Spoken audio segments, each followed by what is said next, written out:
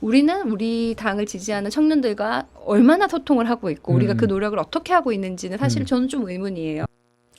네, 반갑습니다. 2021년 5월 21일이죠.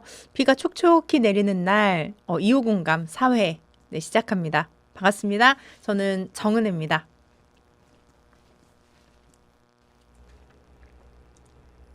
안녕하세요. 최지은입니다. 네, 지난주에는 저희가 다른 일정으로 좀 미리 이제 양해 말씀을 드리고 한번 쉬었고요. 다시 이제 2호 공감을 매주 금요일 2시에 하고 있습니다. 20대부터 50대까지 소통할 수 있는 그런 프로그램을 만들겠다는 취지고 저는 최지은입니다. 반갑습니다. 네. 그리고 오늘 출연해 주신 우리 권지용 대변인님 소개 좀 부탁드릴게요.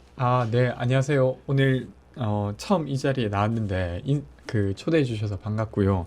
저는 이전에는 청년 대변인으로 하다가 이번 5월 초에 이제 청년 대변인 역할을 마쳤고, 그 전에 작년에 집 없는 사람들을 위한 정치라고 하는 슬로건을 가지고 총선에 출마했다가 비례대표 22번을 받고 지금 비례 후보로 남아 있는 권지용이라고 합니다. 반갑습니다. 네. 지난번에 몇 번까지 됐었죠? 17번까지. 17번. 이 네 분만 어떻게 좀 다섯 분. 다섯 분만 좀 어디 좀 좋은 데로 가시면 네. 좋겠네요. 네. 사실 네. 저희가 그 권지용 대변인을 이제 모신 이유가 있습니다. 우리가 또 2호 공감 프로그램 취지도 있지만 지난 우리가 그 재보궐 선거에서 패배를 하고 많은 원인이 또 집값 문제였다. 또 서민들이 집을 너무 많이 걱정하고 있었다. 그것을 민주당이 알아주지 못했다. 안아주지 못했다. 이런 반응이 너무 많았는데요. 그래서 오늘 한번 권지용 대변인을 모시고 정말 청년 주거의 실태, 그리고 또 세입자들의 실태, 이런 것들을 좀 분석을 해본 다음에 다음에 우리가 그 대통령 선거에서 정말 승리하기 위해서 어떤 공약을 해야지 우리 그 서민들, 또 청년들, 또 세입자들의 마음을 얻을 수 있을지에 대한 그런 고민도 함께 나눠보고자 합니다. 그 비례대표 22번이라고 하셨는데 저는 갑자기 생각드는 게 저보다는 상황이 좋았다.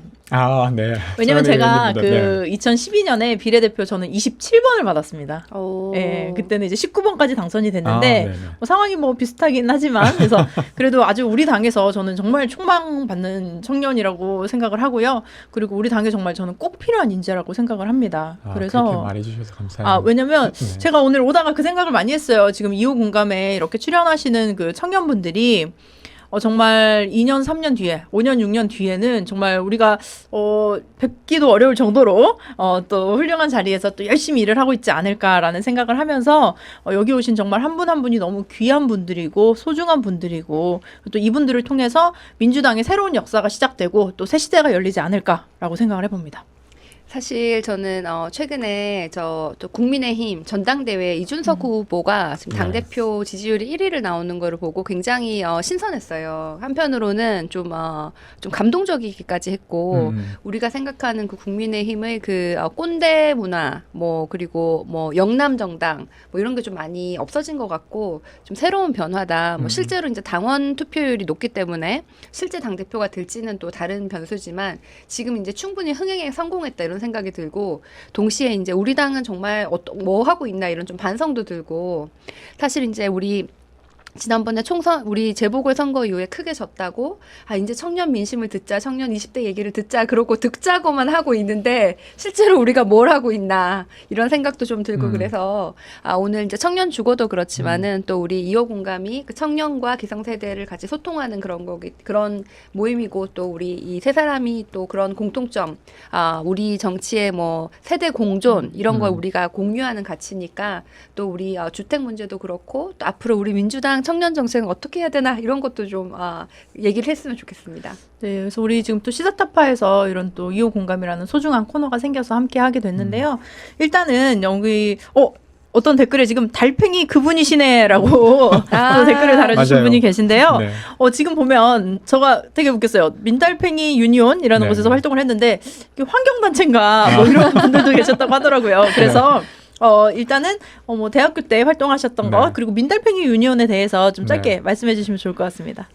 네. 저는 그 뭐 서울 말을 잘 쓸 수 있긴 있는데 하여튼 부산에서 올라왔어요. 네, 그래서 부산에서 올라와서 서울말 잘 쓸 수 네. 있어요. 한 번도 못 봤는데.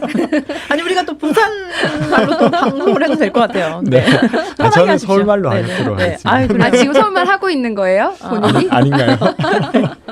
아, 저는 그 부산에 있다가 서울로 올라와서 대학을 다니다가 그 확실히 1학년 때는 기숙사에 살 수 있었어요. 기숙사에 좀 우선적으로 배정을 해줬고, 근데 그 이후로부터는 이제 기숙사에 다 탈락해서 근처에 살았었는데 그게 이제 비용이 많이 들었고, 당시 학교에서 사실 기숙사를 지을 수 있는 재단 적립금이 적지 않게 있었습니다. 그래서 저희가 이제 주장을 했죠. 그 재단 적립금 쌓아놓지 말고 기숙사 하나 짓자.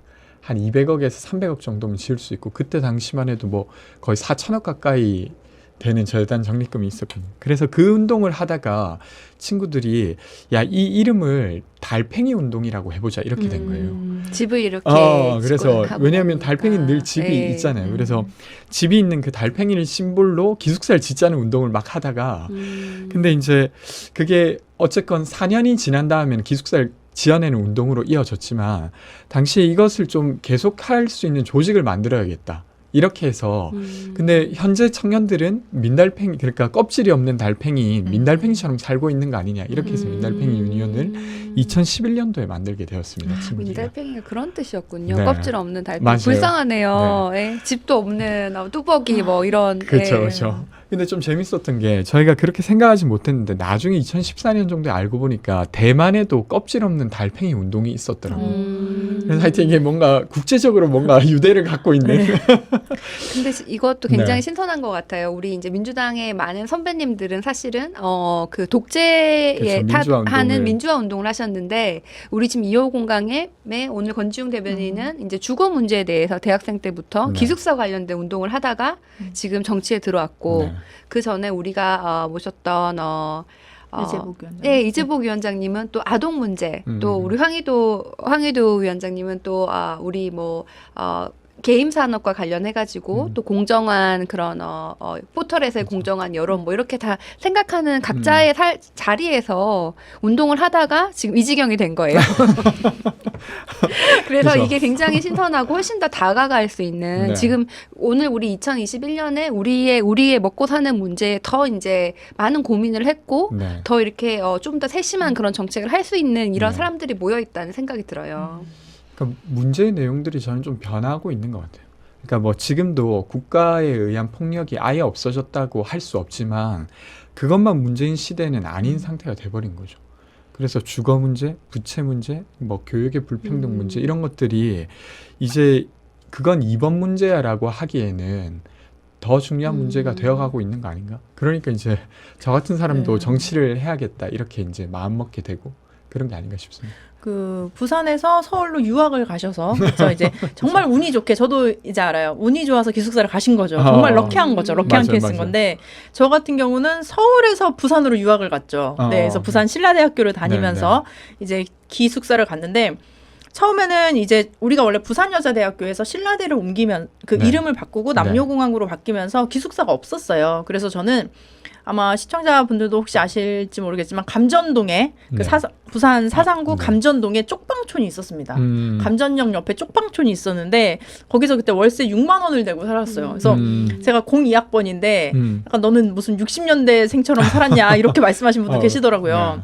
그래서 02학번인데 그때 2002년에 월드컵이 한창일 때 그 쪽방에서 저는 연탄 떼고 살았어요, 정말. 그 2002년에요? 네, 그래서 그 리어커를 끌고 아마 아실 거예요. 감전역에 쪽방촌이 있고 지금은 없어졌는데 거기서 이제 연탄 떼고 이제 화장실도 푸세식으로 집 밖에 나와 있고 이제 주인 아줌마랑 같이 사는 거죠. 주인집이 네, 네. 있고 이제 우리 집이 있고 뭐 이런 네. 식으로 살았는데 저는 어떻게 보면 서울에서 부산으로 이제 유학을 갔고 그러고 나서 이제 기숙사가 지어진다고 하더라고요. 그래서 기대를 했는데 갑자기 기숙사를 짓는 과정에서 큰 돌이 나왔대요. 그러면서 맞아요. 땅을 파다 보면 네, 그래서 암이라고 나옵니다. 그래서 한 1년 정도 더 지체가 됐겠다. 그 돌을 부시고 맞아요. 기숙사를 져야 된다. 네, 그래서 학교 측에 연락을 받고 이제 2학년 때 들어갔는데 사실 저는 굉장히 좋았어요. 나중에 완전히 새 기숙사를 처음 들어갔고 그러네요. 그리고 낙동강이 보이는 정말 네, 네. 로얄층에서 이게 또 그때도 그랬나요? 이게 막 네. 학점으로 좀 잘랐어요. 아, 네. 그래가지고 그런 학점이 학교들이 좋은 있었습니다. 사람은 낙동강이 보이고 낙동강 보셨어요? 네, 그래서 저는 낙동강을 보면서 반전인데요. 네. 정의원이 낙동강을 제가 또 거는? 그 신라대를 또 수석으로 또 아, 졸업을 네. 했습니다. 오. 그래서 또 낙동강이 보이는 네. 그런 집에 살았는데, 근데 우리가 지금 사실 좀 웃으면서 얘기를 하지만 그러다가 중간에 기숙사가 안 됐을 때 제가 반년 정도는 고시원에서 또 살았거든요.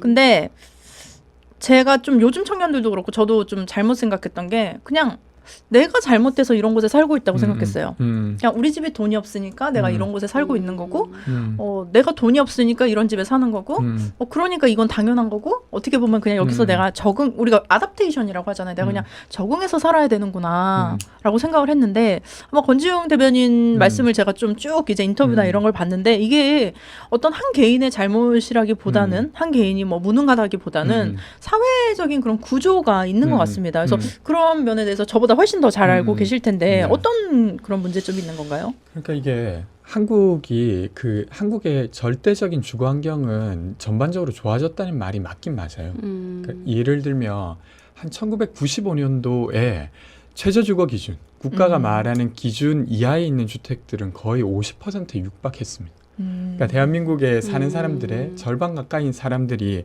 화장실이 자기 집 안에 없고 밖에 있다거나 아니면 부엌시설이 없다거나 뭐 이런 곳에 살았던 거죠. 근데 그걸 불과 한 15년에서 20년 만에 되게 빠르게 개선해 왔던 건 맞아요. 그래서 보통 저희 부모님들이 되게 열악한 주택에 살았던, 혹은 아니면 제가 기억하는 외할머니 집 같은 집은 많이 없어졌어요. 근데 웬걸 그래서 세상이 좋아진다고 믿었는데 도시에 살고 있는 젊은 층들이 사는 집들은 같이 좋아지는 게 아니라 더 되려 나빠지고 있었던 거예요. 그러니까 그게 이제 같이 주거 빈곤율이 전체 가구랑 청년 가구가 같이 줄어들다가 2000년대부터 갑자기 역전 현상이 일어납니다. 그러니까 시간이 가면 갈수록 서울에 살고 있는 1인 가구 청년들의 주거 빈곤율은 점점 높아져요. 그러니까 이게 시간이 가면 갈수록 더 누군가가 고시원에 일부러 찾아가거나 쪽방에 찾아가거나 이런 격이 벌어지는 거죠. 근데 보통 사람이 똑같은 괜찮은 집과 쪽방이 있다고 하면 쪽방에 일부러 갈 리는 없잖아요. 그럼 누군가는 글로 쫓겨났거나 밀려났던 건데, 그러니까 2005년도만 해도 대한민국의 주택이 아닌 곳, 예를 들면 고시원은 주택이 아닙니다. 그러니까 그 건물이지만 주택이 아닌 걸로 분류돼요. 그 기준상 그런 곳에 살고 있는 사람이 한 5만 명 정도 됐거든요. 근데 2015년에는 이게 39만 명으로 늘어요. 그렇군요. 그러니까 이제 되려 그 주거비 부담을 감당하지 못하는 사람들이 갈 곳이 필요하다는 걸 알고 고시원과 같은 주택이 아닌 비주택들이 막 지어지고 거기에 사람들이 막 들어가서 살았던 거죠. 그러니까 그래서 그럼 이 문제 풀어야 되지 않냐라고 이제 했던 게 민달팽이 이 어떤 세입자 운동의 시작이지 않았나 싶어요. 근데 사실 그 시기가 우리 이제 IMF 이후에 사실 그 전에는 우리가 다 같이 좀 못 살았는데 그 이후에는 우리가 양극화가 굉장히 우리나라에 그렇죠. 많이 벌어졌고 그 전에는 이제 선배들이 뭐 대학을 나오면 보통 뭐 직장을 골라간다 이랬는데 갑자기 다들 이제 직장 구하기가 힘들어지고 경쟁이 심화되고 같은 시기고 네. 그래서 우리나라의 양극화가 심해지고 취약계층이 더 이제 더 힘들어지는 상황 속에서 청년이라는 그 집단이 취약계층 중에 하나였던 거죠. 그래서 우리나라의 노인 빈곤율도 높아지고 청년들도 힘들어지고 실업률도 맞아요. 높아지고 이게 맞아요. 다 같이 이제 일어나는 맞아요. 건데 이 모든 사회 구조 자체가 네. 이제 좀 이게 이제 누군가의 잘못이 아니라 정은혜 의원이 얘기한 것처럼 이 사회의 룰의 문제다. 이 사회에 뭐 분배를 한다든지 뭐 자산을 배분하는 것에 대한 그 룰의 문제가 있지 않나. 그 우리가 어떻게 고칠까 이런 그렇죠. 우리가 그런 고민들을 같이 하는 것 같아요. 그러니까 그냥 시장에 맡겨놓으면 나아질 거라고 믿었는데 그리고 어떤 외면으로는 나아지는 것 같아 보이기도 했는데 아니었던 거예요. 그러니까 지금 그래서 보면 이제, 주변에 되게 막 새 건물들, 좋은 건물들을, 새 네. 아파트 이런 게 네. 너무 많이 지어지고 있잖아요. 네. 그러면 누군가 분명히 그 집에 산다는 건데 실제로 보이지 않는 곳에서 네. 정말 그 최저 주거 기준에도 미치지 못하는 그런 상황에 사시는 분들도 많은 것 같습니다. 특히 고시원 같은 경우도 저도 이렇게 뭐 지내 보셨다면은 이제 보면은 정말 내 몸 하나 누울고 그다음에 내 책상 하나 그리고 이제 공동 주방 화장실 이렇게 되는데 사실은 소음도 굉장히 차단이 안 되기 때문에 맞아요. 바로 옆에 옆방에서 있는 TV 보는 거 다 진동, 들리고 네. 네 그렇기도 하는데 정말 그렇게 사는 것이 정말 사실은 뭐 우리가 뭐 한 달, 두 달 사는 것도 굉장히 괴로운 일인데 네. 그렇게 몇 달, 몇 년을 살게 된다면 정말 희망이 보이지 않을 것 같은데 제가 네. 그 인터뷰 하신 걸 보다 보니까 우리가 정말 그렇게 닭장 같은 정말 고시원에 살고 있는 청년들도 있지만 그 민달팽이 유니온에서 이렇게 뭐 같이 공동주거 같은 걸 하셨더라고요. 네, 그래서 네. 그런 어떤 취지라든지 우리가 미국에서 유학 가실 때도 이렇게 룸메이트로 해서 많이 이렇게 쉐어하우스를 하잖아요. 그래서 그런 개념을 또 생각을 하셨더라고요. 그러니까 이게 이제 지금 임대 사업이라고 하는 게 사실 어떤 정도의 돈벌이가 됐었던 거거든요. 그래서 막 어떤 그 경제지의 일면으로 이제 주택의 시세 차익 내는 것도 좋지만 월세 따박따박 나오는 요게 알짜배기다 뭐 이런 게 막 될 때가 있었어요. 그래서 그걸 저희가 보다가 야 그러면 차라리 우리가 착한 임대 사업자가 되자. 이렇게 해서 청년들이 100만 원씩 돈을 모아서 한 2억 7천을 모았어요. 그래서 그걸 가지고 처음으로 달팽이 집을 공급했죠. 그리고 근데 그때만 해도 사실은 1인 1실로 하고 싶었는데 너무 그렇게 하면 그 가격이 비싸지는 거예요. 그래서 2인 1실로 하고 거실을 같이 쓴다든가 이렇게 시작했던 게 2014년이었고 그것이 이제 계속 발전해 와서 지금은 2인 가구가 들어가는 주택도 연희동에 공급을 했고 그리고 이제 1인 1실을 기준으로 기본적으로 아니, 근데 이렇게 이제 그게- 해가고 있죠. 네. 그게 제가 생각하기엔 뭐 LH라든지 뭐 네. 이런 곳에서 SH라든지 이런 네. 곳에서 할 일인데 그거를 이제 대학생들이 네. 모여서 했다는 게 일부 그렇게 돼 있던 거죠. 네, 그거 좀 대단한 일이고 네. 그걸 하면서 이렇게 뭐 이게 좀 나중에 이윤도 남고 이게 네. 좀 금전적으로도 수지가 맞는지 네. 이걸 어떻게 이걸 운영을 하셨어요? 그러니까 초기만 해도 정부가 그런 어떤 착한 임대 사업을 하는 곳을 지원해 준다는 게 명분은 있지만 그렇게 지원해 줬을 때 또 문제가 생기진 않을까? 그게 이제 제대로 된 주택을 공급할까 이런 것 때문에 지원 내용이 되게 적었어요. 그래서 이제 이익을 벌기가 어려웠고 그래서 뭐 이익을 벌려고 했던 건 아니지만 비영리를 기본으로 했기 때문에 근데 지금은 한 6명에서 7명이 월급을 받으면서 그 일을 하고 있습니다. 와. 그러니까 그런 영역이 이제 생긴 거죠. 그건 이제 민달팽이 주택협동조합뿐만 아니라 그런 소위 사회주택이라고 하는 게 영역화됐어요. 그래서 협회도 만들어지고 그래서 사실은 LH가 하지 못하는 영역들이 있기 마련이거든요. 네. 그러면 그런 것들을 좀 공익적 사업자들이 좀 보완해가는 이런 조치를 하려고 있는 지금 거죠. 그런 사업을 해보신 입장에서 네. 지금 우리 정부에서 뭐 청년 주택 공급하자고 많이 네. 하잖아요. 네. 뭐 청년 전세, 뭐 신혼부부 뭐 음. 전세 이런 거 음. 이런 주택 공급에 대해서는 어떻게 생각하세요? 이제 저는 아까 처음에 이야기하실 때 대선 관련한 이야기로도 한번 이어보자 이런 네. 이야기 하시잖아요. 저는 그 이야기하는 부분이 늘 있는데 또 각광받지는 못해요. 그게 뭐냐면, 그러니까 지금도 이런 건데 그 주택을 신혼부부 특별 공급이라든지 공공분양 같은 경우를 늘려달라. 그리고 그걸 늘리자라고 하는 것들에 대해서 저는 조금 비판적으로 보고 있어요. 그러니까 이제 청년주택도 임대하는 주택이 있고 분양하는 주택이 있는데 제가 지금 이야기 드리려고 하는 건 분양하는 주택에 대한 건데 왜 그러냐면 로또 분양이라는 말 들어보셨죠? 네. 그러니까 사실은 대한민국은 그 결혼을 하면 그냥 통상적으로는 결혼을 하면 분양 하나 받아서 자기 자산을 1억 내지 2억 정도 추가로 확보하고 그것이 이제 나중에 자녀들의 교육비, 부모님이 아프셨을 때 여러 가지 안전망 역할을 해왔고 그게 이제 기본적인 수순이었어요. 그리고 지금도 누군가에게는 그렇게 계속 하자는 게 훨씬 더 합리적인 사회의 모습일 수 있죠. 근데 이제 저는 좀 약간 길게 보니까 지난 그 대한민국의 역사를 보면 지난 한 35년간 계속해서 그렇게 로또 분양식이라도 이렇게 주면 자기 집을 가진 사람들이 더 많아질 거라고 봤었어요. 그렇죠. 그쵸? 네. 상식적으로 어. 집을 사람들이 다 사면 네. 집 없는 사람이 없어져야 되는 그렇죠. 거죠. 게다가 네. 무주택자에게 더 우선하는 방식으로 네. 하고 있기 때문에 그렇게 될 거라고 봤는데 지난 그러니까 1980년이랑 2015년을 비교해 보면 딱 35년 동안 단 1%도 자가 점유율이 늘지 않았어요. 그럼 그 집은 다 누가 가지고 있는 거죠? 그러니까 이게 최초에 분양될 때는 무주택자인 누군가에게 아. 분양됐을지 몰라도 그건 결국에는 음. 주택을 가진 사람에게 갔거나 아니면 무주택자가 주택을 가지는 속도보다 주택을 가졌던 사람이 주택을 못 가지게 되는 속도가 더 빨랐겠죠.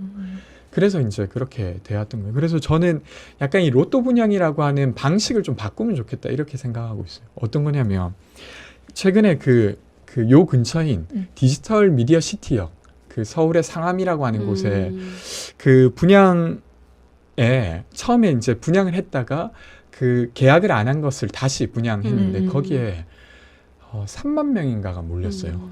한 채 3만 명이 몰렸죠. 그리고 누가 됐어요. 로또보다 근데 더 힘든 거네요. 근데 그때 기본적으로. 그게 막 실시간으로 중계가 됐어요. 막 어떤 뭐 기사 와, 단독 참. 누가 됐다더라. 그때 첫 번째 분양자가 누구였냐면 20대인 여성이라고 소개가 됐거든요.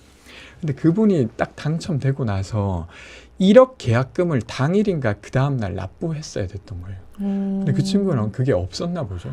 그래서 그걸 포기하게 되고 그 다음에 그것을 그 다음 순위였던 어떤 또 이것도 기사에 나오는 내용이에요. 30대인 어떤 여성이 그거 계약금을 납부해서 그 사람이 5억 정도의 차익을 얻는 로또 분양에 됐다. 이게 막 실시간으로 아 정말 슬픈. 그러니까 되는 사람은 너무 좋지만 네. 예를 들면 그렇게 하고 나면 딱 그 사람에게 모든 이익이 다 가고 그 다음 사람에겐 전혀 어떤 공익적인 무언가가 없어요. 그래서 제가 이야기하고자 하는 건 마지막으로 이야기 드리면 만약에 그게 이제 시세가 10억짜리인 동네 5억짜리 분양가로 한다고 하면 그냥 5억에 로또 분양하지 말고 5억에 분양하되 환매 조건부라고 그거 5억에 사더라도 5억 8천 정도로 다시 국가에게 파는 걸 맞아요. 약속하고 네. 사는 게 있어요. 그게 싱가포르에서 지금 그렇게 하고 그쵸, 있어요. 그쵸. 네. 그래서 사서 내가 마음껏 막 칠도 하고 못도 그쵸, 받고 하다가 예쁘게 꾸미고. 국가한테 네. 팔 때는 5억 8천에 파는 거예요. 그러면 어. 확실히 이제 이게 그죠. 처음에만 분양이 아니고 두 번째, 세 번째도 그쵸. 중고 분양처럼 하기 그쵸. 때문에 그러면- 분양 공급이 늘어나고 맞아요. 수요도 줄기 때문에 맞아요. 로또가 없어지니까 진짜 실거주자들이 들어갈 수밖에 없는데 맞아요. 제가 이거를 몇 번 얘기를 했거든요. 제가 이제 지난번에 부산 시장 선거 때 네. 이런 네네. 공약 어때요? 그랬더니 생각보다 사람들이 반응이 그러면은 왜 이거를 뭐 우리가 분양을 왜 받냐 이렇게 하면서 좀 이렇게 이게 실제로 살려고 하는 사람들한테는 필요한데 네. 좀 이렇게 그쵸. 좀 기득권 이렇게 조중동 이런 데서는 굉장히 안 좋게 생각하는 거예요. 그쵸. 또 다시 뭐 민주당이 또 다시 뭐 시장을 교란하려고 한다는 둥. 근데 이거는 사실 싱가포르에서는 그렇게 하고 있고 어느 정도 듀얼 마켓이 생긴 것 같아요. 네. 이 시장은 이제 실거주자들, 네. 그다음에 투자할 사람들이나 외국인들은 네. 좀 더 비싼 값으로 이렇게 네. 되는 경우도 있어서 네. 충분히 고려해 볼 만한 상황인 네. 것 같습니다. 그러니까 뭐 네. 지금으로서는 약간 거기에 대해서 되려 소외감을 느끼는 사람 저는 있을 수 있다고 생각하거든요. 음. 근데 이제 그것이 잘못됐다 이렇게 말하는 게 아니라 우리가 장차 어디로 가야 될 거냐라고 하면 이런 논의 좀 필요하지 않을까? 제가 요즘 사실 집값 때문에 고민이 많아요. 근데 뭐 제 개인적인 것도 있지만 일단은 네. 집값이 너무 좀 재밌는 게 집값이 떨어지면 좋은 사람이 있고요. 네. 집값이 떨어지면 안 좋은 사람이 있어요. 집값이 올리면 좋은 사람이 있고 집값이 올라서 싫은 사람이 있어요. 그렇죠. 그래서 제가 사실 그런 비유 많이 들거든요. 이제 대통령님의 마음을 제가 한번 생각을 해보면 우리가 자녀들 예전에 그 우산 비유 아세요? 비 오는 날, 그러니까 첫째는 우산 장사를 하고 둘째는 그 집신 장사를 하는 거예요. 비가 오면은 집신 장수 아들이 걱정이 되고 그렇죠. 날씨가 맑으면 우산 장수 아들이 걱정이 된다고. 네. 그 부모 마음은 사실 그렇거든요. 네. 근데 아마 문재인 대통령님 마음도 좀 그렇지 않을까 해서 집값이 아까 말씀하신 그런 싱가포르의 정책을 놓으면 좋겠지만 저 같은 경우도 이제 결혼을 하고 집을 가지다 보니까 저는 집이 없지만 제 주변의 친구들을 보면 저랑 뭐 비슷한 시기에 결혼을 했는데 뭐 그 친구는 처음에 집을 살 때 뭐 몇 억에 샀는데 그게 몇 억에 올랐다더라. 그렇죠. 이게 그냥 눈에 확 보이고 내 주변에 그런 사람들이 있는데 이런 상황은 그냥 그대로 둔 채 예를 들면 저는 다음에 뭐 몇 년 뒤에 분양을 받았을 때 그거를 뭐 5억에 사서 5억 8천에 판다. 그럼 나는 괜히 손해보는 것 그렇죠. 같고 나는 괜히 억울하고 그렇죠. 그러니까 나는 집값을 싸게 사고 싶은데 내가 되팔 때는 또 비싸게 팔고 싶고 그렇죠. 이런 사실 사람의 기본적인 뭐 본능이라고 해야 될까요? 네. 욕구가 네. 있는 건데 사실은 그것들도 좀 같이 고려를 해서 음. 좀 우리가 정책적인 고민을 좀 해보면 좋을 것 맞아요. 같습니다. 맞아요. 그러니까 이게 이런 네. 상실감 이제 음. 왜 나는 손해 보는 것 같고 음. 가만히 있었는데도 다른 사람들 오르고 그 상실감도 있지만은 또 다른 예를 들면은 제 친구가 사업을 하려고 했는데 이 돈을 딱 모아가지고 사업을 하려고 보니까 내가 이걸로 집 사면 돈 더 많이 벌겠네 이러고는 사업을 안 하는 거예요. 그래서 아, 이건 지금 기업가 정신까지도 모든 돈이 지금 자산 시장에 가고 뭐 이제 네. 주식 시장에 가고 그렇죠. 사실 이게 부동산에 가면은 돈이 묶이잖아요. 근데 네. 주식만 가도 이게 회사에 투자가 되는데 이제 이제 사실 더 좋은 거는 사람들이 창업을 하고 돈을 버는 건데 이게 다 이제 우리 경제에 좋은 것에서부터 덜 좋은 것으로 돈이 묶이는 그런 현상이 지금 발생하고 있고 그렇죠. 전 세계적으로도 우리나라가 굉장히 그 부동산 자산의 비중이 그 인구의 비중보다 굉장히 큰 편이고 우리나라의 부동산은 그냥 내가 사는 곳이 아니라 나의 노후 대책이자 나의 자산이고 그렇죠. 굉장히 복합적인 거예요. 그렇죠. 그래서 이게 저는 사실 조금 걱정이 되는 게 장기적으로는 우리가 이제 인구가 줄잖아요. 그래서 물론 좋은 집에 대한 수요는 계속 있겠지만은 뭐 지방이라든지 지역이라든지 아니면 조금 안 좋은 환경에 있는 집은 수요가 줄 수밖에 없을 것 같아요. 인구가 줄고. 그리고 당장 앞으로 한 2, 3년을 봤을 때도 지금은 굉장히 유동성이 많은 시장이고 그렇죠. 초저 금리를 가지고 있는데 지금 뭐 미국에서도 뭐 인플레이션 뭐 보고 뭐 실업률도 괜찮고 이래가지고 뭐 지금 이자를 올릴까 이러고 있잖아요. 그럼 한국도 점차적으로 올릴 수밖에 없을 텐데 앞으로 2, 3년 안에 그러면 이 집값은 사실 꺼질 텐데 어느 정도는 거품이 좀 꺼질 텐데 지금 이렇게 사람들이 연끌을 하면 나중에 어떡하나 이런 걱정이 좀 들어요. 그렇죠. 네. 그 빌려 쓰는 뭐 사람들? 사람들이라는 걸 말씀을 하셨는데 사실 저도 요즘에 제가 그 인생에 대해 좀 깊이 고민을 하면서 내가 이 세상에 왔다 가는 게 뭔가 다 빌려 쓰는 거 아닌가? 내가 죽을 때 가져갈 수 없잖아요. 뭐 집을 내가 들고 가겠어요. 뭐 핸드폰을 들고 가겠어요. 근데 죽을 때 다 놓고 가는 건데 그렇다면 지금 내가 뭐 돈을 지불하고 물건을 샀다 하더라도 네. 그 모든 것들은 내가 빌려서 쓰고 있는 게 아닌가라는 생각을 들었는데 기본적으로 그렇죠. 마침 또 그 얘기를 네. 하셔서 어떤 그 캠페인인가요? 처음에 이 단체 이름을 정할 때 고민을 좀 많이 했었어요. 뭐 집 없는 사람들 뭐 이렇게 할까? 아니 빌려 쓰는 사람들 뭐 이렇게 할까? 이렇게 하다가 빌려 쓰는 사람들로 했던 게 약간 그런 고민인가도 좀 맞닿아 있었습니다. 그러니까 이게 그 약간 그런 고민도 했었는데, 그러니까 저희가 저는 어렸을 때 그 콜럼버스 일화 이야기를 많이 들었어요. 계란을 어떻게 세울 거냐 했을 때 딱 깨서 세웠다 이런 거였는데, 그러니까 마치 그냥 그건 이제 일화 같은 거지만 그것이 상징하는 어떤 인간의 상은 인간이 자연을 뭔가 개척하고 막 조정해서 바꿔내고 이런 게 인간의 되게 멋있는 상처럼 여겨졌다면 저는 지금부터는 그렇게 하지 말고 예를 들면 자연과 어울리는 그러니까 지구를 빌려 쓴 이런 개념으로 저는 넘어가야 된다고 생각했었어요. 그러니까 이거는 좀 나가면 기후위기까지 나가는 건데 근데 이제 그런 것도 좀 시대 정신으로 있는 것 같아서 더 빌려 쓰는 사람들로 했는데 기본적으로는 세입자 관련한 이야기를 하자는 겁니다. 그러니까 아까 이제 최진 대변인께서도 이야기해 주신 것처럼 그러니까 이게 지금 한국의 부동산 과정을 보면 계속 그 금융 유동성과 함께 경기와 함께 계속 주기를 이렇게 타고 있어요. 하게 올랐다가 이제 돈이 좀 회수되면 다시 안정화되고 이렇게 됐다가 어떤 계기로 다시 돈이 들어오면 올랐다가 이렇게 하고 있는데 근데 저는 이것이 좋은 건 아니라고 생각하거든요. 그러니까 이게 어떤 경기를 타도 되는 게 있고 타지 않게 해야 되는 게 있는데 뭐 물이라든지 전기라든지 주택은 그렇게 하지 않으려고 노력해야 된다고 생각해요. 근데 지금 전혀 그렇지 않거든요. 근데 그러면 그 주거와 관련된 게 소위 유동적인 무언가에 영향을 덜 받게 하는 건 저는 빌려 쓰는 사람들이 자기의 권리, 그러니까 안정적으로 거주할 수 있는 권리, 쾌적한 주거 환경에 살 권리, 이건 헌법에도 나와 있습니다. 그런 것들을 강화해둬야 이게 경제 주기가 생긴다 하더라도 어떤 이 주거 안정의 불안이 그것에 따라 다 흔들리지는 않겠다. 그래서 요걸 좀 좋게 만들어야 놔야 된다 이렇게 생각해서 하게 됐어요. 주거 문제가 사실 우리가 가장 기본적인 게 의식주 얘기를 하면서 제가 진짜 주거 문제는 할 말이 많네요. 그래서 지금 많이 고민도 하고 계시고 고시원도 얘기하고 뭐 쪽방도 얘기하고 뭐 했지만 저도 한 26, 7살까지는 저희 부모님이 이제 반지하에 사셨는데 그러니까 거기가 이제 동사무소에도 이게 등록이 안 되는 창고였어요. 창고에서 이제 살았던 거죠. 근데 그런 곳에서 사시는 분들이 사실 지금도 우리가 보이진 않지만 너무 많이 계실 것이고, 네. 근데 그분들은 그 따뜻한 햇빛 한번 보기를 원하실 텐데, 그 부분에 대해서 저는 좀 정부가 고민을 좀 덜 하고 있는 게 아닌가라는 생각이 그쵸. 듭니다. 오히려 진짜 우리가 뭐 강남 집값 잡기 뭐 이런 걸 하지만 저는 모르겠어요. 저는 오히려 뭐 강남에 이사 갈 거는 뭐 꿈도 안 꾸기 때문에 제가 뭐 강남 집값이 네. 오르고 떨어지고는 저희 그 개인적인 것과는 네. 조금 상관이 없지만 네. 물론 그 부분에 있어서도 뭐 투자와 네. 투기를 구분해야겠지만 정말로 기본적인 인간의 어떤 삶에서 누릴 수 있는 그 주거권을 누리지 못하는 분들, 그분들에 대한 그런 대책이나 정책에는 조금 관심이 덜한 게 아닌가라는 생각이 드는데, 지금 뭐 민달팽이 유니온도 활동을 하셨고 지금 그 시민사회 운동을 그동안 하신 거잖아요. 근데 어떤 계기로 지난 총선에서 내가 배지 한번 달아보자.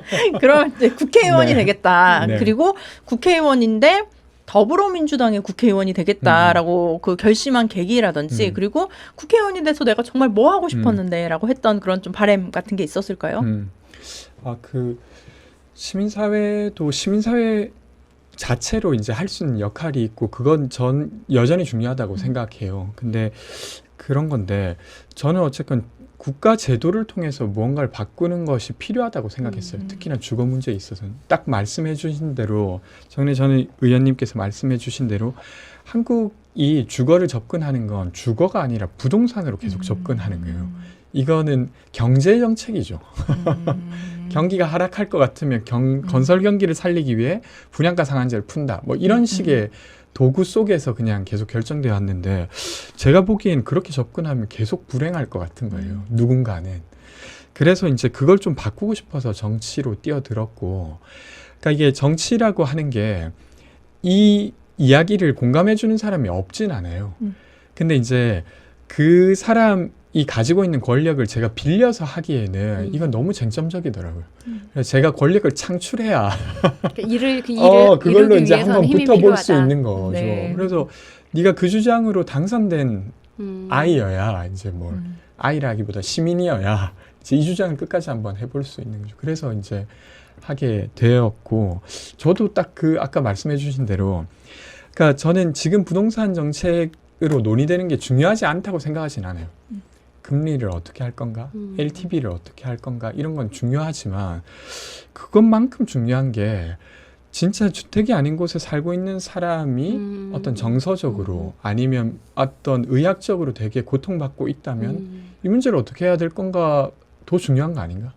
어쩌면 더 중요한 거 아닌가? 우리 그 네. 어느 이낙연 대표님이신가요? 주거권을 헌법에 넣자 이런 말씀을 네네. 하신 것 최근에 같은데 맞아요. 저는 그것도 네. 사실은 이런 맥락에 있는 것 같고 네. 지금 이번에 이제 대선 후보들이 예를 들어서 이재명 지사 같은 경우에 기본 주택도 네. 얘기를 하잖아요. 그렇죠. 이런 이제 주택에 관련해서 주거권에 관련해서 여러 공약들을 내어놓고 있는 것 같은데 네. 권지웅 대변인이 보시기에 우리 뭐 우리 당의 뭐 주요 네. 3명 뭐 네. 아니면 더 하셔도 되고 네. 이분들의 그 주거와 관련된 이 공약들에 대해서 좀 비교를 해보신 적이 있으세요? 그 뭐 아직 대선 후보들께서 완전히 공약 발표를 한 건 아니어가지고 그 방금 말씀하신 그 주거권을 헌법에 명기하겠다. 그리고 그런 거랑 기본주택 관련한 것만 보면 저는 둘 다 너무 좋은 것 같아요. 그러니까 그 뭐지? 그 남아프리카 공화국 케이프타운 쪽에서 주거권과 관련해서 되게 조금 유명한 일화가 있는데 그게 뭐냐면 그 난민촌에 살고 있었던 어떤 시민들이 국가를 대상으로 배상 요청을 해요. 내 주거권이 침해되었으니 국가 너희가 보상해야 된다 이렇게. 근데 이게 어떻게 판결 날지가 사실은 되게 중요했던 거예요. 왜냐하면 보통의 지금 민주주의 국가에서도 주거권으로 침해된 것을 국가가 보상 내지 배상해야 되는 문제로 아직 바라본 그렇죠. 사람이 거의 없거든요. 근데 결국 거기에서 시민들이 이겨서 국가가 그 사람들이 침해되었던 주거권에 대해서 보상을 하게 돼요. 그래서 이제 그런 걸 보면서 사실은 헌법에 주거권을 완전히 명기하고 거기에 하위법령으로서 작동 가능한 주거권을 명기한다고 하는 건 그렇게 되면 시민이 주거권이 침해되었을 때 국가한테 어떤 의무를 다하라고 할 수 있게 되는 것이 되죠. 그래서 그런 토대가 만들어지는 거예요. 지금의 헌법안이나 아니면 지금의 뭐 임대차와 임대인의 그 보호 관계 이런 네. 거에서 이런 지금 현재 구조에서는 그렇게 할 수가 없어요. 지금은 그렇죠. 그러니까 헌법 36조에 그러니까 사실은 국토와 관련된 조항 중에 3항으로 모든 국민은 쾌적한 주거 환경을 할 권리를 갖는다. 이런 정도로만 돼 있고 그리고 2015년 정도에 주거 기본법이 만들어져요. 그리고 거기 주거권이라고 하는 게 명기되긴 하거든요. 근데 아직도 선언적 의미, 그러니까 모든 국민은 쾌적한 주거 환경에 살 권리를 갖는다 정도지만 그 권리가 침해되었을 때 누가 이것을 책임지고 누구에게 요청할 수 있는가까지는 아직 안 들어가 있는 거예요. 그러니까 예를 들어서 네. 뭐 임대인이 네. 이제 새를 이제 사는 사람이 뭐 만약에 집이 굉장히 낡았는데 그럼 네. 집주인한테 그럼 이거를 고쳐달라라고 했는데 네. 안 해주는 경우 뭐 이런 건 둘 간의 문제지. 그렇죠. 뭐 누가 다른 제3자가 개입을 할 수가 네, 없는 상황인 네. 거네요. 안 그래도 그 이야기 제가 좀 하고 싶었는데 네. 저는 이게 좀 대선의 주제가 되면 좋겠다 싶은데 뭐냐면 저희가 그 밖에서 식품을 사 먹으면 그게 3,500원짜리 라면이어도 네. 그건 다 식품위생법에 의해서 허가된 사업장에서 네. 팔아야 그게 팔 수 있는 거예요. 네, 네. 아니면 그건 불법인 거거든요. 그게 아무리 저렴해도. 왜냐면 그건 음식이기 때문에 국가가 그렇게 다루는 거예요. 근데 그렇게 치면 주택도 그렇게 해야 되는 거 아닌가 싶어요. 맞아요. 이게 진짜 정말 많은 돈이 들어가는 자산이고 네.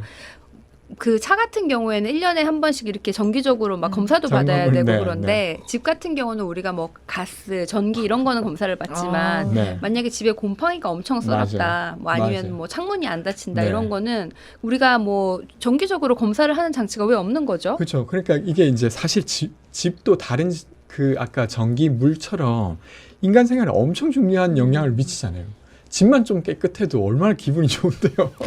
그러네요. 이게 지금 집을 짓고 집을 더 많이 늘리고 뭐 네. 그것도 물론 중요하겠지만 저도 차가 지금 탄지 10년이 넘은 차여서 네, 네. 얼마 전에 또 네. 검진을 받고 왔거든요. 아. 이렇게 좀 노후된 차량들은 이렇게 정기적으로 말씀하신 대로 2년에 한 번씩 검사를 받아야 돼요. 그래서 네. 이게 정말 차가 다니면서 다른 차들에게 피해를 주지 않는지 네, 뭐 환경적으로 문제가 그렇죠. 없는지 이것들을 검사 받는데 특히 주거 같은 경우도 사실은 우리나라가 보면 좀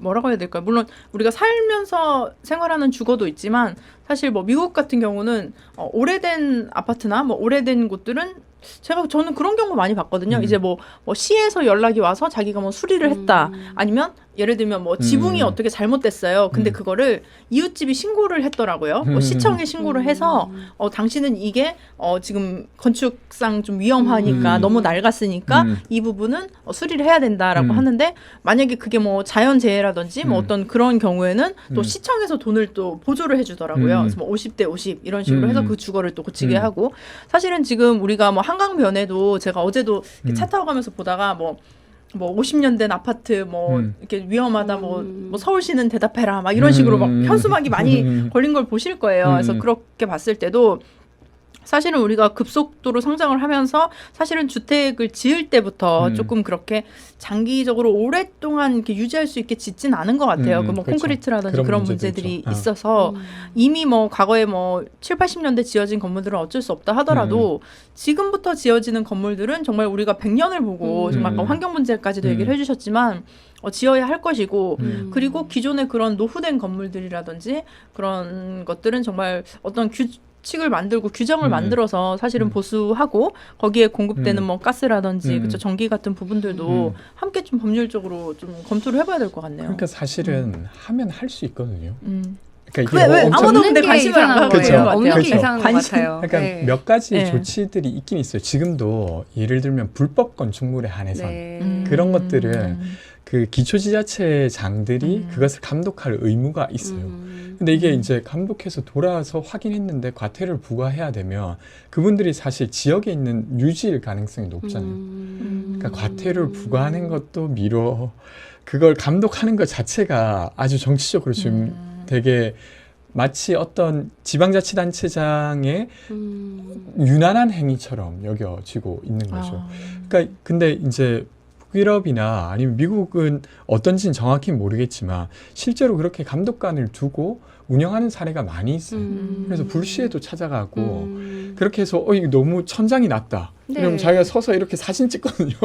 그러면 그걸로 이건 너무 낮다. 그래서 시정 조치를 요구하고 그게 안 지켜지면 어떤 제재 조치를 하고 영국 같은 경우도 제가 기억나는 거 이게 너무 심각하면 아예 임대를 못하게 폐쇄 조치를 해요. 못 빌려주게 하는 근데 거예요. 한국도 네. 그런 뭐 예를 들어서 천장은 최소한 이만큼은 돼야 되고 뭐 문 사이즈는 최소한 이만큼은 돼야 되고 뭐 이런 게 굉장히 많을 거라고 저는 생각은 해요. 근데 다만 이제 이미 지어놓은 집에 대해서 안전 관리를 안 하는 거지 그런 규칙 자체가 없지는 그렇죠. 않을까요? 이제 주택을 건축할 때 이제 네. 건축법에 따라서 문폭의 크기, 네. 최소 이런 것들은 다 있는데 그러니까 이런 것들도 여전히 많은 거죠. 그러니까 건축물 대장상은 2층까지밖에 없고 3층에는 정화조 내지 뭐 조금만 둘 수 있게 돼 있는데 막상 가보면 3층에 다 있어요.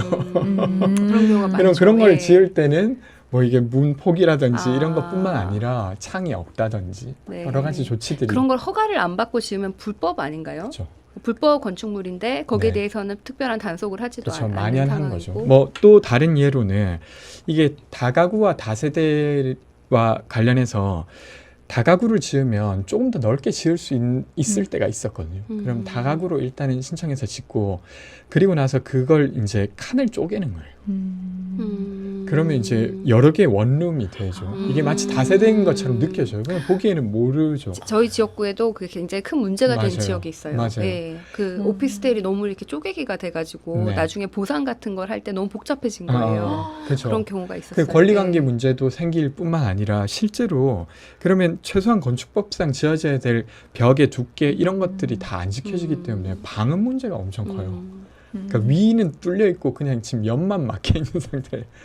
그래서 이제 그런 것들을 불법 건축물을 좀 단속하고 실질적으로 줄여 나가는 노력들을 해가 볼 필요가 있고 그래도 작년부터 대통령께서 이걸 계속 강조하고 계세요. 대한민국에도 그런 주택에 살고 있는 사람 줄이자.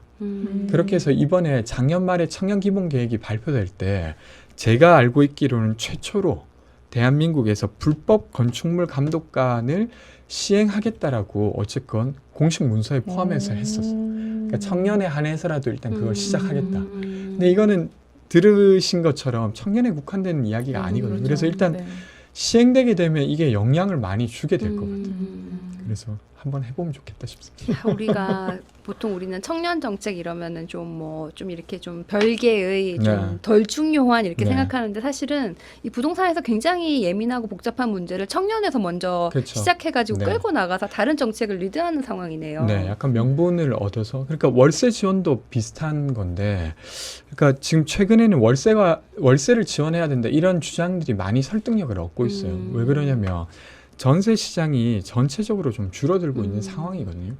그런 상황인데 모든 정책이 전세 지원으로 다 몰려 있는 거예요. 그러니까 이제 수요자는 많고 왜냐하면 정부 지원도 있기 때문에 수요자는 많지만 공급은 그쵸. 그렇게 안 늘고 있어요. 네. 그러니까 여기가 정부 지원을 받아도 그 물건 찾는 게 완전 너무 막 여러 가지 막 그 부동산 30개는 뭐 돌아봤고 자기가 살고 있는 데서 1시간 정도 돼 있는 곳에서 결국 구하게 되는 사례들 엄청 많거든요. 그래서 그게 아니라 그냥 월세를 지원해 주면 돼요. 그러니까 사실 전세자금 지원도 이런 거거든요. 그러니까 금융 그 이제 두 가지인데 하나는 보증을 서주는 거고 국가가 또 하나는 2차 보전으로 이자를 지원해 주는 거예요. 근데 그걸 2차 보전을 해주지 말고 그냥 그것을 그냥 월세에 살고 있는 사람에게 주면 돼요. 그러니까 전세자금을 그 지원받으면 월 한 7에서 한 15만 원 정도를 그냥 지원받는 것과 똑같거든요. 그럼 그 돈을 그냥 주면 되는 것이죠.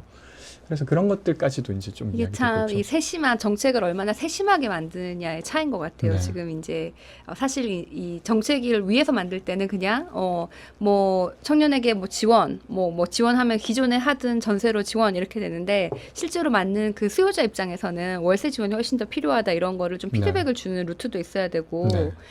좀 이렇게 정책을 세심하게 계속 교정해 나가는 작업이 그렇죠. 좀 필요한데 맞아요. 그게 이제 우리 부동산 정책이 너무 복잡하니까 오히려 청년 정책을 목적으로 두고 끌어가는 게 오히려 지금 더 빠른 상황이네요. 네, 맞아요. 그래서 저는 요즘 느끼는 게 저는 이제 20살 때부터 더불어민주당에만 있었으니까 어떻게 보면 더불어민주당의 관점으로 역사, 철학으로 좀 세상을 바라봤는데 요즘 기업들에게 배울 점이 좀 있다. 그런 생각을 많이 해요. 특히 기업들은 뭐 본인들의 최대 목표가 이윤 추구라고 한다면 소비자의 니즈를 파악하고 정말 너무나 세심하게 요즘은 소비자들의 욕구를 맞춰가지고 그 상품을 팔고 뭐 그런 것들을 또 홍보하고 서비스를 또 제공하기도 하더라고요. 그런 경우를 보면서 우리가 정책을 만들 때도 말씀하신 대로 뭐 큰 틀에서는 이제 뭐 모두가 뭐 행복한 주거권을 가질 수 있는 뭐 편안한 나라 뭐 이렇게 세우겠지만 정말 이 세밀하게 정말 이분이 정말 너무 노후된 주거를 사실은 그만큼의 월세가 아님에도 불구하고 사실은 우리가 집주인에게 제재를 가지 않고 정말 낡은 집을 제가 그 강연 보고 좀 쇼킹했던 것도 중에 하나가 그 타워 팰리스보다 고시원이 비싸다라는 강연을 또 하셨거든요. 그때 또 설명을 해주시면 좋을 것 같은데 그런 주거에서 사시는 분들도 있고 이런 정말 디테일하고 세밀한 그런 정책들 이런 것들을 조금 더 손을 봐야 되고 어떻게 보면 국민들이 주권을 준 어떻게 보면 정치인들이라고 할 수 있지만 결국에는 우리가 정치인들이 일반 시민들이 저 말을 자꾸 좀 조심하게 해야 돼서 근데 정말 편하게 얘기하면 공감이니까. 국민들이 되게 어떻게 보면 소비자라고 볼 수 있는 거거든요. 네, 그들의 네. 각각의 니즈가 있고 네. 정부 정책에 바라는 것이 있고 대통령에게 바라는 게 있고 의원들에게 바라는 게 있는데 네. 그것들을 정말 파악하는 거. 왜냐하면 우리가 또 그런 국민들이 적극적으로 말하지 않는 경우도 많아요. 사실 우리가 청원에 들어오는 게 막 몇십만 몇백만이 이렇게 적극적으로 하시는 분들도 계시지만 실제로 정말 어렵고 힘드신 분들은 자기 의사를 표현하기도 어려운 분들이 맞아요. 많아요. 네. 그러니까 내가 정말 뭐가 필요한지 뭐가 불편했는지도 느끼지 못한 채 그냥 익숙함에 그 가난과 불편에 익숙하게 살아 계시는 분들도 많거든요. 그래서 그분들을 직접 찾아가서 그분들이 뭘 원하는지를 좀 이렇게 세밀하게 그렇게 좀 파악을 해야 되지 않을까라고 생각해 봅니다. 그러니까 저는 이야기 하시니까 생각나는 건 저희가 이제 좀 위선적이었다. 민주당이 이제 재보선하면서 위선적이었다거나 그런 오만했다라는 평가가 있지 않습니까? 그럼 저는 그것을 극복하는 방법은 기존에 접근했던 방식이 잘못됐을 수도 있구나라고 인정하는 것이 핵심이라고 생각해요. 그러니까 주택도 그냥 금융을 옥죄는 것 자체가 잘못됐겠구나 이렇게 생각하는 게 아니라 금융을 가지고 문제를 풀려고 했던 게 혹시나 잘못 접근했던 건 아닐까? 이렇게도 고민해줘야 이게 뭔가 다른 수가 나오는 거라고 저는 생각하거든요. 근데 지금도 그냥 기존에 보통 주거에서 다뤘던 툴 몇 가지로 해결을 보려고 하는 것처럼 저는 느껴져요. 그러니까 그 틀이 거시적으로 중요하지 않다는 말을 드리는 게 아니라 그 틀로만 하니까 이제까지 못 풀었던 거예요. 신도시 몇 개 짓고 분양가 상한제 넣었다가 풀었다가 하고 금융 좀 풀었다가 넣었다가 하는 걸로는 계속 주기를 탈 뿐 문제를 못 풀어왔다는 걸 좀 인정해주면 다른 걸 이야기하는데 범위가 열릴 텐데 그게 이제 지금 좀 어려운 것 같아요. 좀 다른 얘기지만 제가 요즘 그 다이어트를 계속 실패하고 있는데요.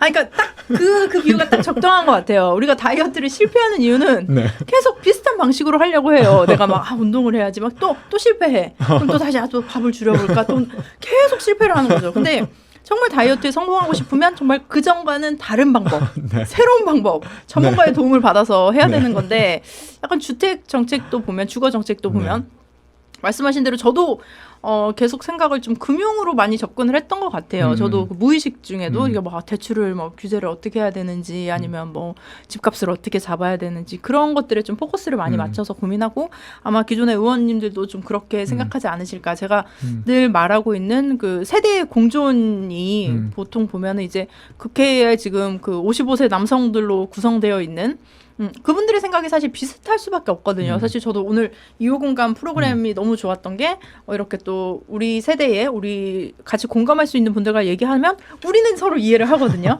근데 그렇죠. 아마 이 똑같은 상황을 그 뭐 50대, 60대 되신 그 어르신들은 또 이해를 못 할 수도 있어요. 맞아요. 그래서 저는 맞아요. 그러니까 50대를 대변하는 분도 계셔야 되고 20, 30대를 대변하는 분도 있어야 된다라고 항상 주장을 하는데 그런 취지에서 오늘 굉장히 공감하는 부분이 많습니다. 근데 제가 지금 댓글을 보고 있는데, 이제 저희 토론에 대해서 되게 좋아하시는 분들도 많으신데, 한편으로는, 지금 민주당에 너무 실망했다, 좀 민주당 잘 못한다, 이렇게 또 얘기하시는 분들도 계세요. 그래서, 사실 우리가 이제, 지난번 전당대회 이후에 뭐 여러 가지, 조금 뭐 일들, 뭐 개혁이 좀 더 늦어졌다고 생각하시는 분들도 있고, 또 민주당 내부에서 이렇게 비판하는 목소리에 대해서 동의하지 않는 분들도 있으시고, 그래서, 이제 여러 지금 좀 우리 지지자들에 대해서 지지자들이 조금 우리 당에 실망하고 있는 상황이 아닌가. 이래서 이런 거에 대해서 좀 안타까움이 있고, 거기에 대해서는 사실은, 여기에 우리 세 사람이 지금 뭐 최근에 있었던 일에는 사실은 책임은 없지만은, 그래도 우리가 이제 우리 당에, 있는 사람으로서 우리가 좀 뭘 할 수 있나 이런 얘기도 좀 했으면 좋겠고, 또 저는 지금 정말 국민의힘의 지금 이준석, 전 최고가 당대표 후보로 나오는 게 굉장히 신선한 일이라고 생각하는데, 왜 우리 당은, 사실, 청년 정치인들이 그동안 계속 있었잖아요. 이준석 최고도 한 10년 정도 됐을 거예요, 거기에. 근데 이제, 최고위원도 여러 번 이렇게 했고, 본인이 잘한 것도 있지만은, 이렇게, 정치적으로 키워졌어요. 지난 10년 동안. 그래서 지금 당대표를 나와도 이상하지가 않은 거예요. 사실, 어린 줄 알았는데 정치 경력 10년이야. 이렇게 되는 거고, 이 사람이 종편가니까 말도 잘하고, 뭐, 얘기하는 거 들어보니까 뭐 판단도 빨라. 그런데 우리 당도 그동안 수많은 청년 정치인들이 지나갔어요. 뭐 그렇죠. 지금도 있고. 근데 우리는 왜 그렇게 그 정치인들을, 물론 정은혜 의원도 있고, 우리 김강진 비서관님도 있고 다 계시지만은, 이 사람들이 우리가 다음번에 당대표 나오는 게 자연스럽지 않지는 않은 정도의 환경인 것 같아요. 왜 우리 당은 그렇게 청년 정치인들을 키우지 못했을까? 아니면 우리 청년 정치인들의 문제인가? 우리가 너무 소극적이었나? 뭐 여기에 대해서도 좀 이 두 분의 그냥 솔직한 의견을 좀 듣고 싶어요. 그 오늘 그 더불어민주당 우리 당의 그 지명직 청년 최고위원회 이동학 저한테는 오빠입니다. 네. 네, 이동학 오빠가 이제 또 임명이 되었는데 지금 과거에 이동학 그 이제 최고위원은 그 새정치민주연합의 혁신위원이었고요. 이동학 위원 같은 경우도 그 저랑 처음 알게 된 게 2005년 뭐 그때부터 알게 됐었어요. 그때 우리가 열린우리당이었고 당시에는 대학생위원회도 없었습니다. 그래서 그때부터 아마 이동학 그 위원이 대학생위원회를 만들기 위해서 많이 좀 노력을 했고요. 그 사이에 뭐 당에서 뭐 당직도 맡고 뭐 여러 청년 활동을 하다가 저랑 같이 그 다준다 청년 정치 연구소를 우리가 2012년에 설립했거든요.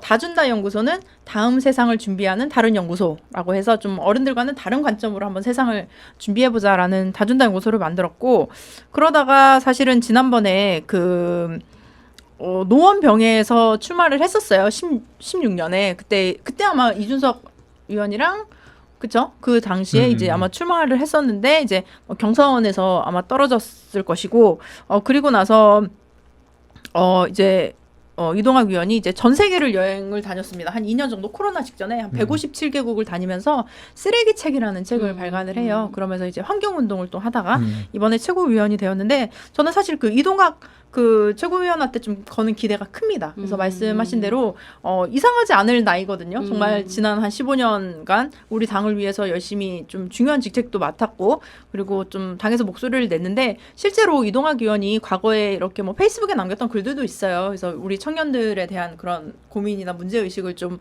이렇게 제기하기도 했었는데 그 부분이 사실 당에서 좀 잘 받아들여지지 않았고 근데 이번에 최고위원이 되셨고 또 이제 우리가 또 대통령 선거가 있잖아요. 그러니까 대통령 선거를 기점으로 이제 우리가 당에 또 청년들이 또 똘똘 뭉칠 수 있는 계기가 될 수 있을 것 같고 그러면서 실질적으로 청년들에게 필요한 정책들, 미래 세대들에게 필요한 정책들 이런 분들을 같이 고민해 볼 수 있지 않을까라는 생각을 들고 사실은 우리 당에 굉장히 근데 최재현 위원장님이 고민하시는 부분이 뭔지 알아요. 제가 예전에 그 문재인 대통령님께서 이제 2012년에 이제 당선을 못 하셨을 때 정말 막 울면서 들었던 생각이 뭐냐면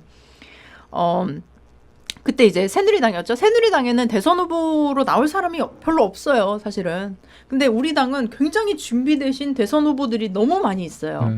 근데 그분들이 다 각각의 능력이 뛰어남에도 불구하고 사실 빛을 많이 못 보신 분들도 많고 그런 게 좀 안타까운 것들이 있었어요. 근데 실제로 지금 우리 당의 그 청년들의 구조를 봐도 오늘 또 이렇게 권지웅 위원도 나왔었고 그리고 또 이제 이재복 위원장도 지난주에 나왔었죠. 사실 우리 당에도 그 준비된 청년들이 너무나 많이 있습니다. 근데 그 청년들을 어떻게 보면 우리 당에서 조금 조직적으로 관리를 한다든지 그리고 그 청년들이 빛을 볼 수 있게 자꾸 노출이 돼야 돼요. 그래서 제가 그때 지난번에 이낙연 당대표 얘기를 했었던 게 뭐냐면 청년이 중요한 정책 결정 과정에 참여해야 한다. 그러니까 우리가 그냥 단순히 얼굴 마담으로 뭐 여러 어른들이 있는데 한 명이 딱 보이고 뭐 여성 한 명, 청년 한 명 이렇게 보여주는 것이 아니라 그 중요한 결정을 할 수 있을 때 청년들이 들어가야 하고 청년들이 목소리를 낼 수 있는 분위기가 형성이 되어야 한다. 그래야지만이 지금 굉장히 민주당이 조금 아까 어떤 분이 뭐 회색 같다고 뭐 이런 말씀도 하셨죠. 근데 굉장히 좀 경직돼 있는 것 같아요. 그리고 다양한 사람들이 모였지만 그 다양성이 빛을 발하지 못하고 있다라는 생각을 합니다. 그래서 뭐 물론 뭐 당에 반하는 당의 노선과 반하는 행동을 하면 안 되겠지만 각각 가지고 있는 색깔들이 저는 좀 더 나왔으면 좋겠어요. 근데 사실 저는 이제 청와대에도 보면은 지금 그 문재인 정부의 청와대의 비서관급 이상의 인사가 제가 기억하기로는 만 54세예요. 근데 노무현 정부 때는 47세였어요. 그러니까 7살이 많아진 거예요. 똑같은 직위에 있는 사람들이.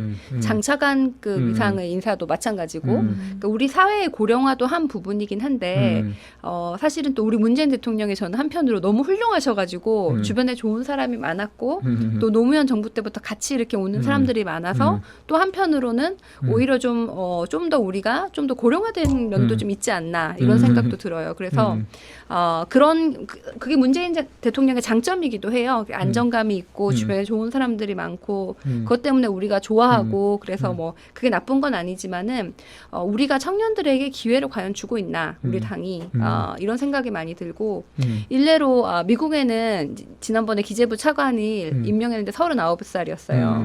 근데 아무도 그의 나이에 대해서 주목한 사람은 없어요. 그냥 내일 바로 일 시작해도 인수인계 없이도 할 수 있는 사람이다라고 평가를 했고 그분은 한 30살부터 여러 이제 정책 결정을 할 기회가 주어진 거예요.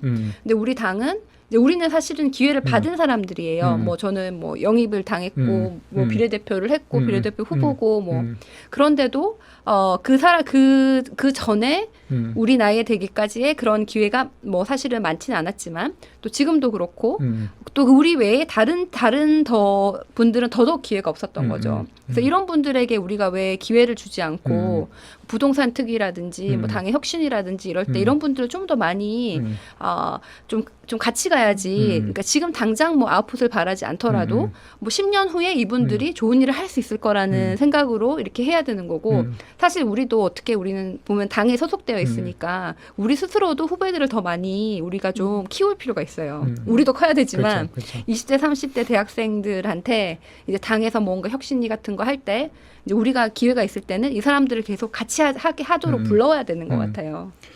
저도 그 관련해서 생각나는 건 기본적으로 두 분이 이야기하신 거에 좀 동의하고 더 나아가서는 이게 이제 사실 세상이 변하는데 그것에 반응하기 위한 전략으로서 저는 젊은 정치인들을 채택할 수밖에 없는 사회가 결국 그들을 채택했다고 생각하거든요.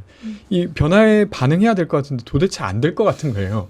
그래서 젊은 사람이 하면 좀 나을까 싶어가지고 이제 시대 정신이다. 저는 그런 거라고 보는데 저는 그러면 그런 어떤 인식을 만드는 것은 어떤 제도적으로 젊은 정치인이 등장하게 하는 것도 있지만 사회를 보는 렌즈, 그러니까 주요한 렌즈를 바꿔야 저는 그게 필요하다고 설득이 될 것 같아요. 예를 들면 저는 좀 이번에 그 오세훈 시장이 되면서 물론 되게 우려했지만 1인 가구 특별위원회를 만들어요.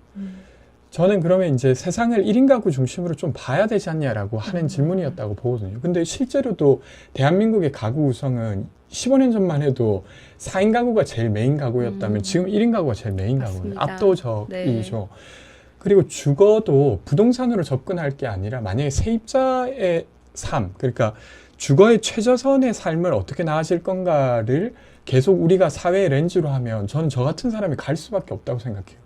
뭐 이런 문제로 저희가 바꿔내면 어떨까. 그러니까 지금도 경제를 어떻게 키울 거냐를 중심으로 하면 이제까지 그 주류 경제학의 유명한 맞습니다. 사람들이 중요하지만 어떻게 인류가 안 망하면서 자원을 순환시키면서 우리가 지속할 수 있을까로 하면 저는 그 사람들이 아니라 어떤 사람들이 부각될 수 있다고 생각하는데 그래서 그런 면에서 그런 것들을 좀 저희가 저도 너무 오늘 재밌거든요. 저는 보통 이런 행사 나오면 어른분들이 절 인터뷰하고 저도 그분 좀 눈치를 보면서 이게 말을 해요. 왜냐하면 우리가 어른이 아니군요. 그러니까 네, 최소한의 네. 공감을 네, 해야 맞아요. 되니까. 네, 맞아요. 근데 이제 네. 공감을 안 하겠다는 게 아니라 공감이 편한 거죠. 두 분이랑 하니까. 근데 이런 거 자체가 이제 만들어지면 저희끼리 더 공감되는 이야기를 더 편하게 이야기할 테고. 근데 그것이 사실은 이제, 네. 너무 이제 지금 397분의 네. 시청자들이 보고 계신데 너무 감사드린데 우리 시사타파의 시청자들도 대부분 조금 나이가 있으세요. 그거 되게 굉장히 좋은 거고 우리 민주당에 관심 있는 분들이 대부분 그러신 건 좋은 건데 우리의 이런 목소리를 청년들에게 어떻게 확장할 건가는 아직 숙제로 남아 있는 거예요. 이런 프로가 있어도 우리가 그럼 다른 청년들과 어떻게 소통할 것인가? 그거는 그럼 우리가 어떻게 해야 되나? 보면은 지난번에 서울 부산시장 선거에 이준석하고 하태경 그 두 분은 무쇠차를 타고 뭐 청년들을 위한 별도의 프로그램을 했더라고요. 그게 뭐 이제 얼마나 실제로 성공적이었는지 모르겠지만 우리는 우리 당을 지지하는 청년들과 얼마나 소통을 하고 있고 우리가 그 노력을 어떻게 하고 있는지는 사실 저는 좀 의문이에요. 네. 네. 그 사실, 우리가 그런 걸 해야 되는 사람인데 우리도 별로 안 하고 있는 거고 다른 사람도 안 하는 것 같아요. 제가 봤을 때는. 근데 저는 네. 지금 2호 공감 우리가 사실 제목도 개충수님이 적어주셨지만 너무 좋은 것 같아요. 공감할 수 있고 20대부터 네. 50대까지. 근데 사실 지금 우리가 이런 방송을 통해서 함께 얘기 나누고 이걸 또 외부에 나가서 또 함께 얘기하고 이런 과정들이 다 모여서 어떻게 보면 그 피스가 지금은 되게 작은 피스 같이 보여요. 하지만 이 피스 하나하나가 모여서 정말 큰 작품을 만들 수 있을 거라고 저는 생각을 합니다. 그래서 저는 오늘 이 시간도 너무 귀한 것 같고요. 벌써 얘기했는데 1시간이 됐어요. 네. 그래서 한 10분 정도밖에 안 지난 것 같은데 네. 1시간이 되어서 좀 아쉽지만 오늘 방송을 좀 마치고 권지웅 전 대변인도 우리가 함께 다음에 또 기회 되면 함께 모여서 또 얘기를 나누고 고민하고 그런 시간을 가져보면 좋을 것 같습니다. 네. 오늘 주거 문제부터 청년 네. 문제까지 얘기를 했는데 사실은 그 많은 아이디어들을 지금 가지고 계신데 그 아이디어를 실제로 우리 사회에 좀 적용하고 정책으로 만들기 위해서는 권지웅 대변인이 꼭 이제 또 국회에 들어가고 또 이번 대선에서도 또 중요한 역할을 해서 네. 정말 저는 다음 우리가 또 집권을 하게 됐을 때 바로 그냥 이미 다 준비가 되어 있으시잖아요. 그래서 이 준비된 내용들이 그냥 바로 그냥 정책으로 네. 아마 임기 시작하자마자 네. 이렇게 펼쳐지기를 좀 기대하면서 네. 좀 마지막으로 한 말씀 부탁드리고 또 클로징 또 부탁드립니다. 네. 그 초대해 주셔서 감사하고요. 저도 그 되게 시간이 금방 가는 아주 재밌는 토의였어요. 근데 어쨌든 저희 셋이라도 이런 시간을 가졌다는 것 자체가 너무 고맙고 그걸 또 지켜보시면서 생각을 떠올리신 분들이 또 나중에 다른 이야기를 해주실 테니까 너무 값진 자리였다고 생각하고요. 어쨌든 저는 요 이야기들이 정부 정권을 재창출하는데 기여되고 그리고 재창출될 때 꼭 이런 아이디어가 인수위에 들어갈 수 있게 하는 게 제 목표예요. 그래서 5년짜리 국정과제를 짤 때 지금 우리가 가지고 있는 이 시각이 꼭 반영되어야 된다. 그래야 성공할 수 있다 이렇게 생각하는 편이어서 해보려고 합니다. 저도 되게 이제 이런 제가 한국에 왔을 때 저는 영입돼서 한국에서 이런 일을 하고 싶다라고 생각했던 것들이 있는데 그것을 이제 대선에서 공약에 반영하고 인수위에 반영하면은 내가 국회의원이 되고 안 되고의 문제가 아니고 그 일을 한 거잖아요. 그쵸, 그러니까 그게 그쵸. 굉장히 중요한 거고 근데 그 중에 또 우리가 많이 공감하는 거는 그 다양성, 우리 정치, 우리나라 리더십의 다양성. 뭐 청년도 있어야 되고 노인도 있어야 되고 중년도 있어야 되고 여성도 있어야 되고 그렇죠. 이 다양성 확보에 대해서는 우리가 다 이제 주거 문제를 하든 뭐 보육 문제를 하든 문화를 하든 뭐 경제를 하든 이게 우리가 공유하는 부분에 대해서는 좀 우리가 같이 연대하고 세력을 모아서 그걸 인수위에 넣는 작업도 필요한 것 같아요. 네, 좋은데요. 네. 근데 오늘 네. 우리가 하나 놓친 게 있어요. 항상 우리가 채팅창에 그 네. 게스트분들과 관련된 이모티콘을 올리게 되어 있는데 네, 오늘은 달팽이 이모티콘 혹시 있으신가요? 달팽이 이모티콘이 있나요? 아, 그러네요. 제가 네, 못 찾아본 것 같은데. 달팽이 이모티콘이 있으신 분들은 네, 오늘 권지웅 대변인의 정말 얘기가 너무 좋았다, 유익했다, 정말 민주당의 보배다, 앞으로의 네. 미래다라고 생각하시는 분들은 달팽이 이모티콘을 한번 찾아서 보내주시면 좋을 것 같습니다. 있나요? 달팽이 이모티콘을 올려주신 분이 계실까요? 네. 아직 이게- 달팽이. 오, 그러네요. 와, 주먹떡님. 고맙습니다. 네, 감사합니다. 네. 그래서 달팽이 이모티콘 이게 좀 찾기 쉽지 않죠? 그래도 이렇게 찾아서 나오고. 네, 보내주시고 네, 우리가 제가 사실 이 지금 방송 시작하기 전에 권지웅 대변인하고 정은혜 의원하고 사담을 나눴는데 저는 저 딱 권지웅 대변인님의 지금 오늘 우리 화면에 사진을 보면서 이탈리아 사람 같다라고 생각을 했어요. 그 유명한 네. 빈센조랑 닮았다 이렇게 생각을 해서 저는 우리 권지웅 대변인을 네. 민주당의 송중기 아, 라고 네, 생각하면서 우리 지금 네. 여기 지금 민주당에 여기 괜찮을 시문화 민주당의 시문화세요. 시사타파의 시문화신데 네, 네. 여기 지금 이런 제가 이런 훌륭한 분들과 함께 이렇게 또 이 자리에 있어서 참 보시는 분들이 영광입니다. 괜찮을지 모르겠어요. 저도 좀 걱정이 네. 됩니다.